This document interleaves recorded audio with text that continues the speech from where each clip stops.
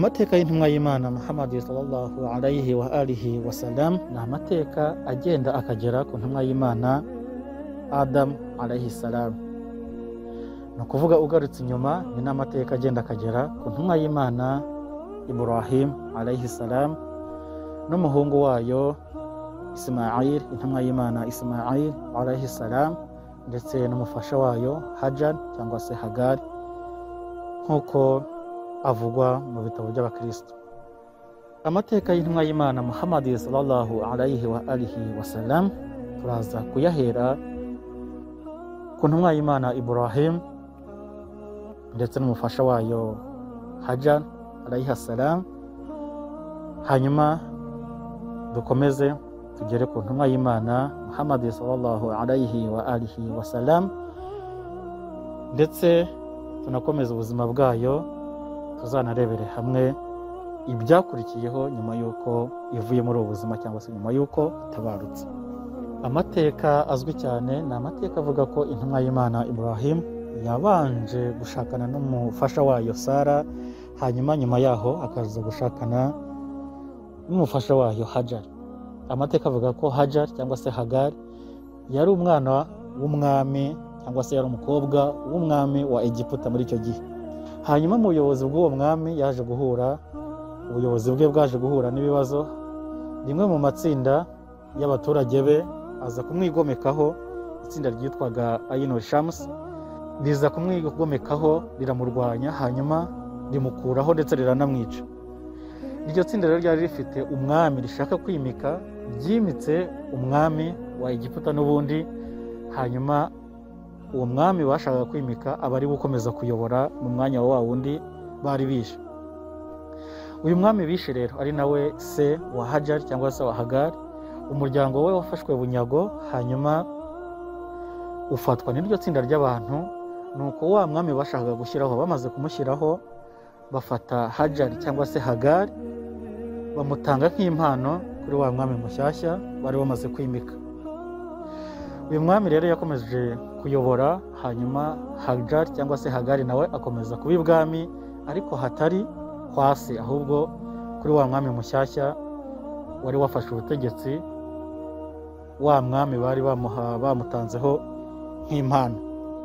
Hajar cyangwa se Hagar yakomeje kuba mu ngoro ya Farawo, mu ngoro y'umwami wa Egiputa muri icyo gihe, kugeza igihe Imana subhanahu wa ta'ala yategekeye intumwa y'Imana Ibrahim kwimuka, ikava mu gace yabagamo ikajya gushaka kandi gace ibamo.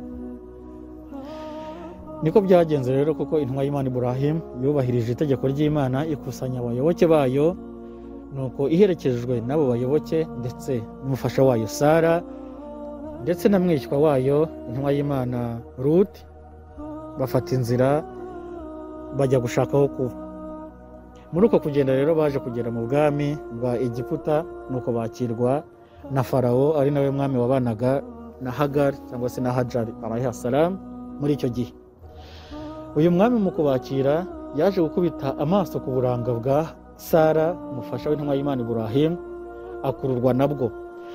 Nuko mu kubaza intumwa y'Imana Ibrahim ibijyanye na Sara, intumwa y'Imana Ibrahim ntabwo yigeze imubwira ko ari umufasha wayo, ahubwo yabwiye Farawo ko Sara ari mushiki wayo.